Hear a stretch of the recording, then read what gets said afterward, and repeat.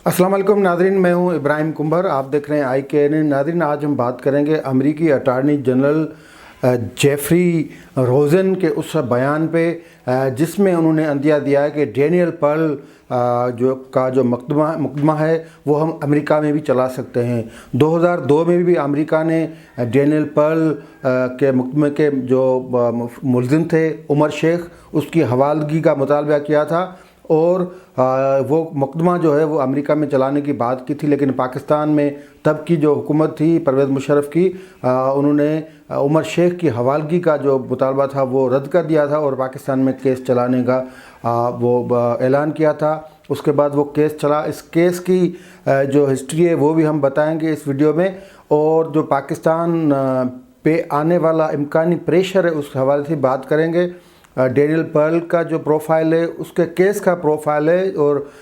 जो आखिरी हेयरिंग उसकी सुप्रीम कोर्ट में हुई है उस हवाले से भी तफसील हम इस वीडियो में बयान करेंगे।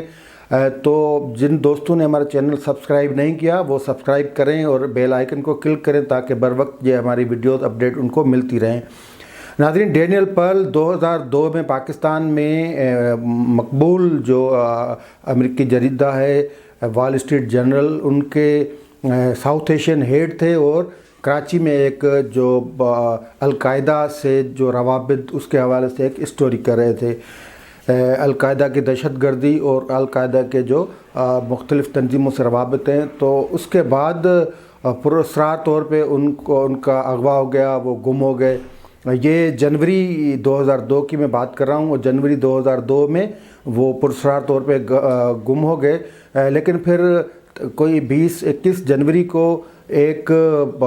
तंजीम थी national movement for the sovereignty of Pakistan के नाम से, उनका एक ऑडियो पैगाम या वीडियो पैगाम जारी हुआ कि डैनियल पर्ल हमारे पास हैं, और उस तंजीम के 3 मुतालबात थे। एक तो जो गुआंतानामो बे में अमेरिकी जो कैद खाना था उसमें पाकिस्तानी कैदी जितने थे जो परवेज़ मुशर्रफ ने ख़ुद दिए थे वैसे अमेरिका को, जिसका उन्होंने एतराफ़ अपनी किताब द लाइन ऑफ फायर में भी किया है। तो जो कैदी पाकिस्तानी शहरी थे उस गुआंतानामो बे में, वो पाकिस्तान के हवाले किया जाए। डैनियल पर्ल के जो तावान है वो दी जाए, और तीसरा अहम मुतालबा था कि पाकिस्तान को अमेरिका F-16 तैयार दे। ये 3 मुतालबे हुए, लेकिन फिर क्या हुआ कि फरवरी में एक वीडियो जारी हुआ जिसमें डैनियल पर्ल को कत्ल करता दिखाई दिया गया। तो ये 1 महीने में सब कुछ हुआ, और उसके बाद हुआ ये कि कराची में 4 जो है वो लोगों पे इस का केस दर्ज हुआ, मुकदमा दर्ज हुआ, जिसमें अहम जो थे वो उमर शेख थे। उमर शेख के अलावा जो उसके 4 साथी थे उनमें शेख आदिल, सलमान साकिब और इसके अलावा फहद नईम, ये इन 4 लोगों पे मुकदमा कराची के आर्टिलरी थाने में दर्ज हुआ, और उसके बाद तलाश शुरू हो गई। उस दौरान अमेरिका से मुतालबा आया कि हम जो डैनियल पर्ल का जो मुकदमा है वो अपनी कोर्ट में चलाएंगे, क्योंकि डैनियल पर्ल अमेरिकी शहरी था। इस केस में ये हुआ था कि तन से जो जुदा किया गया था, सर तन से जुदा करके फिर लाश नहीं मिल रही थी डैनियल पर्ल की, और लाश फिर कोई 1-2 महीने के बाद कराची के किसी नवाई इलाके में एक गड्ढे से मिली। तो उसका जो DNA हुआ, उसके बाद पता चला कि ये लाश डैनियल पर्ल की है। फिर वो अमेरिका के हवाले कर दी गई।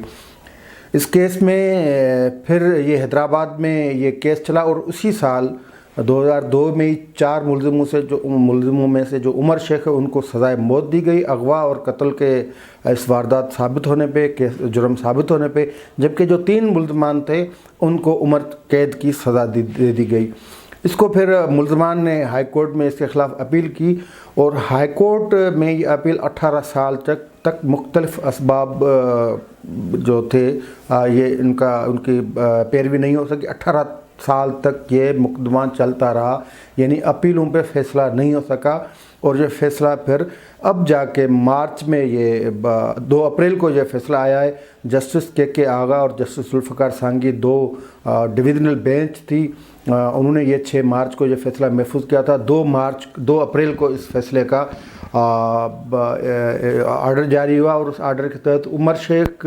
آرڈر میں کہا گیا کہ عمر شیخ پہ قتل کا مقدمہ ثابت نہیں ہوتا، اس لیے ان کو بھی باقی ملزمان یعنی اغوا کے مقدمے میں 7 سال کی سزا دی گئی، باقی ملزموں کو بری کر دیا گیا۔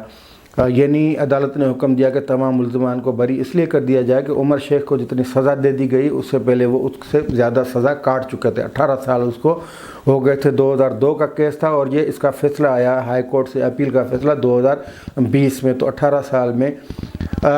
لیکن چونکہ ہائی پروفائل کیس تھا اور پھر یہ جو فیصلہ آیا اس پہ وفاقی حکومت اور سندھ حکومت بھی الرٹ ہو گئے، اور وفاقی حکومت نے بھی اس فیصلے پہ نکتہ چینی کی اور اس فیصلے کے خلاف اپیل کرنے کے لیے مشاورت کی، اور سندھ حکومت کو اٹارنی جنرل سے معاونت اور مشاورت کا کہا گیا۔ پھر سندھ حکومت نے فاروق ایچ نائک کو اسپیشل پراسیکیوٹر مقرر کیا اور اپیل داخل کی سپریم کورٹ میں۔ سپریم کورٹ میں جب ابتدائی جون میں یہ اپیل کی سماعت ہوئی 3 ارکان پر مشتمل بینچ نے، تو سندھ حکومت کی جو استدعا تھی کہ فیصلے پہ آپریشن معطل کیا جائے، یعنی جو ہائی کورٹ نے بریت کا فیصلہ دیا اس پہ عمل درآمد روکا جائے، اس استدعا کو سپریم کورٹ کے 3 ارکان جو تھے انہوں نے مسترد کر دی۔ اور پھر آگے چل کر اس کیس میں یہ ہوا، یہ کیس جو چلتا گیا تو اس میں کافی چیزیں سامنے آئیں۔ سپریم کورٹ کے کئی سوالات تھے جو انہوں نے پراسیکیوٹر جو سندھ کے اسپیشل پراسیکیوٹر فاروق ایچ نائک تھے ان سے پوچھے، اور پھر گواہ جو تھے ان کے بیانات میں تضاد کی نشاندہی کی گئی، بلکہ جو گواہ تھے اس کیس میں ان کے بیان کے حوالے سے سپریم کورٹ نے یہ آبزرو کیا کہ یہ گواہان ایک تو کہتا ہے کہ تشدد سے مجھے یہ بیان لیا گیا، دوسرا کہتا ہے کہ مجھ پہ پولیس کا پریشر تھا اور دھمکیاں دی جا رہی تھی۔ تو اس حوالے سے کئی سوال اٹھے اور یہ ظاہر ہو گیا کہ یہ کیس کمزور دکھائی دے رہا ہے۔ ہائی پروفائل کیس تھا، اسٹیٹ کا ایشو تھا، اور وہاں سے اوپر امریکہ بہادر بیٹھا ہوا تھا۔ تو یہ اس کی جو آخری ہیئرنگ ہوئی ہے اس میں ایک تو جو operation Lahore Sindh high court کا جو فیصلہ تھا وہ معطل کرنے کی استدعا مسترد ہوئی۔ اس کے بعد اس کیس میں ڈینیل پرل کے جو والدین تھے اس کی طرف سے فیصل صدیقی ایڈوکیٹ پیش ہوا، اور انہوں نے اس کیس میں یہ بتایا کہ ایک تو ہائی کورٹ کو یہ بات بتائی نہیں گئی کہ اس کیس میں ڈینیل پرل کی ڈیڈ باڈی ملی تھی، اس کا ڈی این اے ٹیسٹ ہوا تھا اور یہ ثابت ہوا تھا کہ اسے قتل کیا گیا ہے۔ اور اس کے علاوہ ڈینیل پرل کے والدین کی طرف سے اس کیس میں انصاف کے حوالے سے مختلف استدعائیں کی گئی ہیں۔ بہرحال 22 دسمبر کو اس کیس کی آخری ہیئرنگ ہوئی، اور اس ہیئرنگ تک اس کیس میں اب تک کافی جو ہے نہ فقط کمزوریوں کی نشاندہی کی گئی ہے، لیکن معاملہ دلائل پہ ہے، کیونکہ پراسیکیوٹر سندھ جو تھے، سندھ کے اسپیشل پراسیکیوٹر، انہوں نے اپنے دلائل مکمل کر دیے تھے۔ فیصل صدیقی جو ڈینیل پرل کے جو والدین تھے ان کے طرف سے جو تھے ان کے دلائل ابھی جاری ہیں۔ ایک لیٹر انہوں نے عمر شیخ کا پیش کیا تھا، اس میں کہا گیا تھا کہ مجھے جو ہے ٹریپ کیا گیا تھا، میں اس میں ملوث نہیں تھا، بہرحال اس طرح، لیکن وہ کیس وہیں کا وہیں پڑا ہوا ہے۔ عمر شیخ کی جو گرفتاری ہوئی تھی وہ گرفتاری لاہور میں ہوئی تھی، اور یہ اس ملک مقدمے کا مرکزی ملزم تھا۔ اس گرفتاری کے پیچھے بریگیڈیئر اعجاز شاہ جو اب کے وفاقی وزیر ہیں ان کا کردار تھا، وہ بھی ہم آپ کو بتائیں گے۔ لیکن یہ آپ کو بتائیں کہ اس وقت جو عمر شیخ سمیت 4 ملزمان ہیں ان کو سندھ حکومت نہیں چھوڑ رہی، ان کو جیل میں رکھا ہوا ہے، لیکن ایک ہفتہ پہلے سندھ ہائی کورٹ کا ایک اور آرڈر آ گیا کہ ان تمام ملزمان کو فوری طور پہ رہا کیا جائے، کیونکہ ان کی سزا کا فیصلہ ہو چکا ہے اور اب ان پہ کوئی کیس بھی نہیں ہے، تو ان کو کیوں رکھا ہوا ہے۔ ایک ہفتہ پہلے یہ آرڈر ہوا ہے، لیکن اب تک سندھ حکومت کا یہ کہنا ہے کہ یہ ہائی پروفائل کیس ہے، عمر شیخ بین الاقوامی ایک دہشت گرد ہیں، تو اس کو آزاد کرنا وہ درست نہیں ہوگا۔ اسی طرح جو امریکی قائم مقام اٹارنی جنرل ہے جیفری روزن، اس کا جو بیان ہے اس میں بھی انہوں نے کہا ہے کہ یہ مقدمہ ہم چلا سکتے ہیں، اپنی عدالت میں چلا سکتے ہیں، اس کا مطلب ہے کہ ہم عمر شیخ کی حوالگی کا مطالبہ کریں گے۔ اب یہ بھی ایک آنے والے دنوں میں ہو سکتا ہے کہ یہ ایک بڑا ایشو ہو جائے۔ امریکہ جہاں نئی حکومت آ چکی ہے اور جو بائیڈن انتظامیہ ہے وہ حوالگی کا، عمر شیخ کی حوالگی کا مطالبہ کرے گی، جس پہ 18 سال پہلے پاکستانی حکومت انکار کر چکی ہے۔ اب یہ سوال پیدا ہوتا ہے کہ اس مرتبہ عمران خان حکومت کا ری ایکشن اس پہ کیا ہوگا۔ دونوں صورتوں میں اگر یہ عمر شیخ رہا ہو جاتے ہیں، ڈینیل پرل کے قتل کے مرکزی جو ملزم ہیں، اس پہ جو امپریشن امریکہ پہ پڑے گا وہ بھی اچھا نہیں ہوگا، اور حوالگی کا مطالبہ آئے گا تو اس کا جو جواب ہوگا لازمی ہے وہ بھی پرویز مشرف کی حکومت کے سے مختلف نہیں ہوگا۔ پرویز مشرف نے باقی تو جیسے میں نے پہلے کہا کہ اس نے کئی بندے پاکستانی شہری تھے وہ امریکہ کے حوالے کر کے پیسے بھی لیے ان سے، لیکن عمر شیخ اور ان کے ساتھی ان کے حوالگی کے حوالے سے انہوں نے انکار کیا۔ تو اس وقت کا اسٹیٹس یہ ہے کہ سپریم کورٹ میں پینڈنگ میں ہے اس اس فیصلے کے خلاف اپیل، جو اپیل سرکار نے کی ہے، سندھ حکومت نے کی ہے، جس کو وفاق کی سپورٹ حاصل ہے۔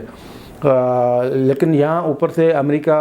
کے قائم مقام اٹارنی جنرل کا بیان بھی آ گیا ہے، تو آنے والے جو دن ہوں گے ان میں یہ دیکھنا ہوگا کہ پاکستانی سرکار جو ہے، حکومت پاکستان، وہ کس طرح اس معاملے کو ڈیل کرتی ہے۔ لیکن اب ہم آخری اس حصے میں یہ بتائیں گے کہ بریگیڈیئر اعجاز شاہ جو اس وقت کے وفاقی وزیر ہیں اینٹی نارکوٹکس، ان کا کردار تھا عمر شیخ کی حوالگی میں، اور اس وقت انٹرنیشنل میڈیا تھا، انہوں نے بھی یہ چیز رپورٹ کی تھی۔ یہ رپورٹ وہ یہ تھی کہ تب بریگیڈیئر اعجاز شاہ جو تب کے انٹیلیجنس ایجنسی لاہور کے ہیڈ تھے، بعد میں پرویز مشرف نے ان کو جو انٹیریئر سیکریٹری پنجاب کا بنایا ہوا تھا، اور یہ ان دنوں کا واقعہ ہے۔ عمر شیخ کے ماموں وہ لاہور میں رہتے تھے، ان کا بریگیڈیئر اعجاز سے واسطہ تھا، وہ جج تھے، تو ان کی معرفت پھر بریگیڈیئر اعجاز شاہ نے عمر شیخ کو DIG لاہور تھے تب کہ ان کے حوالے کیا تھا۔ پھر عمر شیخ نے خود جا کے گرفتاری دی تھی، اور یہ اعجاز شاہ کا وہ کردار ہے جو اس وقت میڈیا میں رپورٹ ہوا تھا۔ تو اب جب یہ تازہ صورتحال پیدا ہوئی ہے اور امریکی یہ صحافی تھے ڈینیل پرل، اور پاکستان میں کراچی سے اغوا ہوئے پھر قتل ہوئے تھے، تو یہ سارے معاملات ہیں، اس پہ ہم نے سوچا کہ یہ ان تمام معاملات سے اپنے ناظرین کو آگاہ کیا جائے۔ اب آنے والے دنوں میں صورتحال کیا ہوتی ہے اس حوالے سے بھی ہم اپنے دوستوں کو آگاہ کرتے رہیں گے۔ تب تک کے لیے اجازت، خدا حافظ۔